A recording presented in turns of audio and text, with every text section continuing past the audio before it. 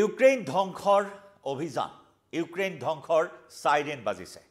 Ukraine এফালৰ পৰা নিশেষ কৰি পেলোৱা হ'ব ইউক্ৰেইন সম্পূৰ্ণৰূপে মাটিৰ লগত মিহলি কৰি পেলোৱা হ'ব আৰু ইউক্ৰেইন এনেদৰে ধ্বংস কৰিব যে সমগ্ৰ বিশ্বই মনত ৰাখিব লাগিব ৰাছিয়াই ইউক্ৰেইন ধ্বংস কৰা অভিযানৰ কথা পুটিনৰ এই হুংকাৰ পুটিনৰ এই হকিয়নিৰ পাছতে আৰম্ভ হৈছে ইউক্ৰেইন ধ্বংস অভিযান ৰাছিয়াৰ অপাৰেশন স্পাইডাৰ ওয়েবৰ প্ৰতিশোধ আৰম্ভ কৰিছে ৰাছিয়াই নমস্কাৰ প্ৰিয় দৰ্শক মই জয়ন্ত মাধৱ গোস্বামীয়ে আপোনাক স্বাগতম জনাইছো নিউজ 18 অসম নৰ্থ ইষ্টৰ ডিজিটেল লাইভলৈ আৰু এই মুহূৰ্তত জনাব বিচাৰিছো শুকুৰবাৰৰ পৰা বৃহৎ অভিযান আৰম্ভ কৰিছে ৰাছিয়াই ইউক্ৰেইনৰ ওপৰত শুকুৰবাৰে পুৱতি নিশাৰ পৰাই ব্যাপক অভিযান ব্যাপক ধ্বংসযজ্ঞ আৰম্ভ কৰা হৈছে ইউক্ৰেইনৰ ৰাজধানী কিয়েভত চলাইছে প্ৰাণঘাতী আক্ৰমণ মাৰাত্মক আক্ৰমণ সৰ্বাত্মক আক্ৰমণ চলাইছে এই মুহূৰ্তত ৰাছিয়াই ইতিমধ্যে ৰাছিয়াৰ ৰাষ্ট্ৰপতি ভ্লাদিমিৰ পুটিনে হকিয়নি প্ৰদান কৰিছিল আমেৰিকাৰ ৰাষ্ট্ৰপতি ডোনাল্ড ট্ৰাম্পক স্পষ্ট কৰি দিছিল যে এই সময় হৈছে প্ৰতিশোধ লোৱাৰ সময় এয়া সময় হৈছে পদক্ষেপ লোৱাৰ সময় ইউক্ৰেইনৰ অপাৰেশন স্পাইডাৰ ওয়েবৰ প্ৰতিশোধ লোৱাৰ সময় সেই কথা আমেৰিকাৰ ৰাষ্ট্ৰপতি ডোনাল্ড ট্ৰাম্পৰ সৈতে হোৱা টেলিফোনিক বাৰ্তালাপত পুটিনে স্পষ্ট কৰি দিছিল আৰু তাৰ পিছতে এই ব্যাপক অভিযান মাৰাত্মক অভিযান ইউক্ৰেইনৰ বিৰুদ্ধে আৰম্ভ কৰিছে ৰাছিয়াই একে সময়তে 4 শতাধিক ড্ৰোনেৰে আক্ৰমণ চলোৱাৰ এই তথ্য এই মুহূৰ্তত সন্মুখলৈ আহিছে মিসাইল আক্ৰমণ কৰা হৈছে বেলিষ্টিক মিসাইলেৰে আক্ৰমণ কৰা হৈছে একেদৰে 4 শতাধিক ড্ৰোন ইতিমধ্যে ইউক্ৰেইনৰ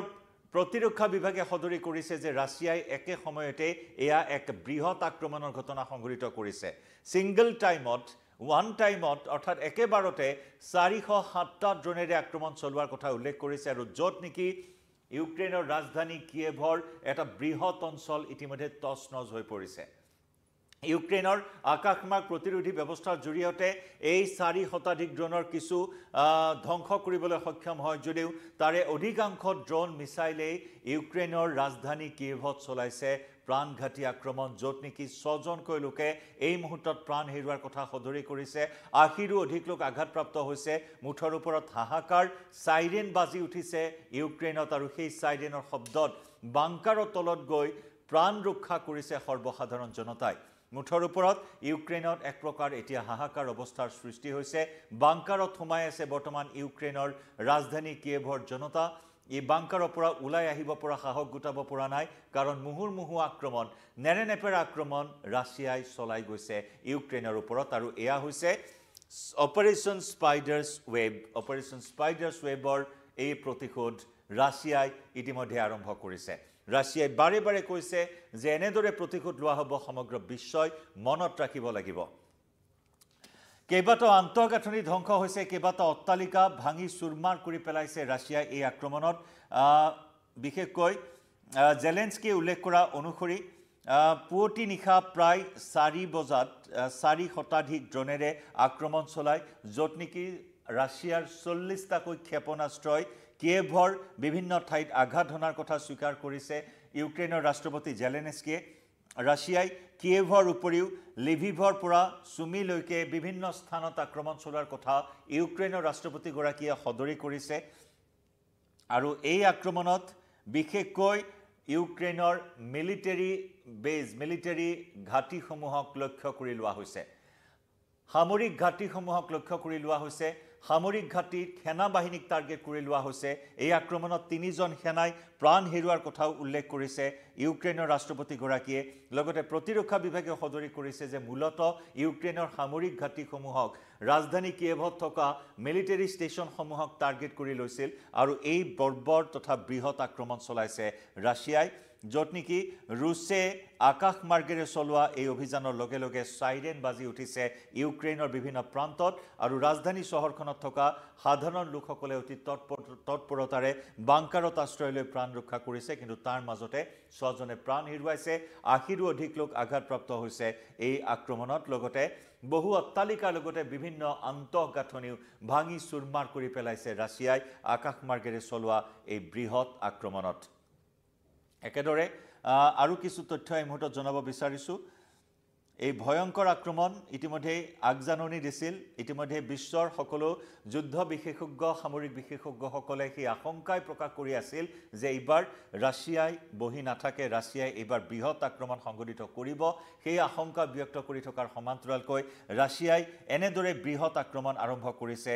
ধ্বংস অভিযান ইউক্ৰেইন ধ্বংসৰ অভিযান তীব্ৰতৰ কৰি তোলা পৰিলক্ষিত হৈছে কেইবাটা অট্টালিকা ইতিমধ্যে ধ্বংসস্তূপত পৰিণত হৈছে ধাৰাসাৰ বেলিষ্টিক মিসাইল লগতে ড্ৰোন নিক্ষেপ কৰিছে ৰুছ বাহিনীয়ে বেলিষ্টিক মিসাইল 40টাকৈ বেলিষ্টিক মিসাইলে ইউক্ৰেইনৰ প্ৰান্তে প্ৰান্তে আঘাত ধনাৰ কথা ইতিমধ্যে ইউক্ৰেইনৰ ৰাষ্ট্ৰপতি গৰাকী নিজে সদৰি কৰিছে বহু আন্তঃগাঁথনি বহু অট্টালিকা ধ্বংসস্তূপত পৰিণত হৈছে ৰুছৰ বেলিষ্টিক মিসাইল আৰু ড্ৰোন ৰাছিয়াই কিছু ইউক্ৰেইনে কিছু প্ৰতিহত কৰিবলৈ সক্ষম হয় বুলিও উল্লেখ কৰিছে আৰু কিছু সংখ্যক মিসাইল আৰু ড্ৰোন ইউক্ৰেইনৰ প্ৰান্তে প্ৰান্তে বিস্ফোৰিত হৈ ভয়ানক ৰূপ ধাৰণ কৰে ইউক্ৰেইনৰ কেইবাটা গুৰুত্বপূৰ্ণ স্থানত এই আক্ৰমণ চলোৱা হয় আৰু ৰুছৰ আক্ৰমণত আৱাসিক অঞ্চলৰ পৰা সাধাৰণ জনতাই নিৰাপদ স্থান অৰ্থাৎ বাংকাৰত আশ্ৰয় গ্ৰহণ কৰিবলগীয়া হয় মুঠৰ ওপৰত মস্কোত যি অপাৰেশ্যন স্পাইডাৰছ ৱেব চলাইছিল ইউক্ৰেইনে য'ত নেকি 18 মহীয়া পৰিকল্পনা এটাক বাস্তৱ ৰূপ দিছিল ইউক্ৰেইনে শান্তি আলোচনা এফালে চলি আছে তুৰস্কৰ ইস্তানবুলত শান্তি আলোচনা উভয় দেশৰ প্ৰতিনিধিৰ মাজত সেই শান্তি আলোচনা চলি থকাৰ সময়তেই এটা বৃহৎ আক্ৰমণ 2022 চনৰ পৰা চলি থকা এই অমীমাংসিত যুদ্ধখনত আটাইতকৈ ডাঙৰ তথা বৃহৎ আক্ৰমণ ৰাছিয়াৰ ওপৰত ইউক্ৰেইনে সংঘটিত কৰিছিল অপাৰেশ্যন স্পাইডাৰছ ৱেবৰ জৰিয়তে য'ত 18 মহীয়া এটা পৰিকল্পনাক বাস্তৱ ৰূপ দিছিল ইউক্ৰেইনৰ ভূখণ্ডৰ পৰা 4000 কিলোমিটাৰ অতিক্ৰম কৰি গৈ 4টাকৈ এয়াৰবেজত 41খনকৈ যুদ্ধ বিমান তছনছ কৰি পেলাইছিল মাত্ৰ কেইহাজাৰমান টকীয়া কেইটামান ড্ৰোনৰ জৰিয়তে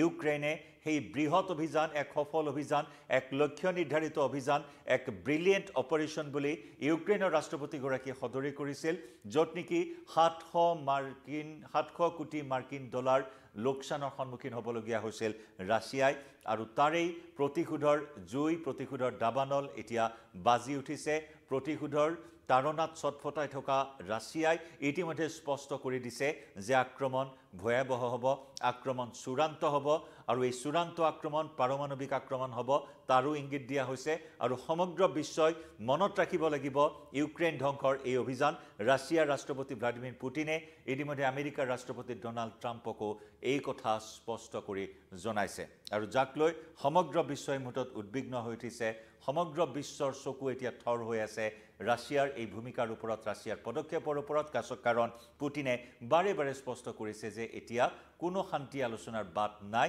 শান্তি আলোচনাৰ নামত সময় অপচয় কৰাৰ এতিয়া ৰাছিয়াৰ হাতত সময় নাই মস্কো আক্ৰমণৰ পৰিণাম ইউক্ৰেইনে ভোগ কৰিবই লাগিব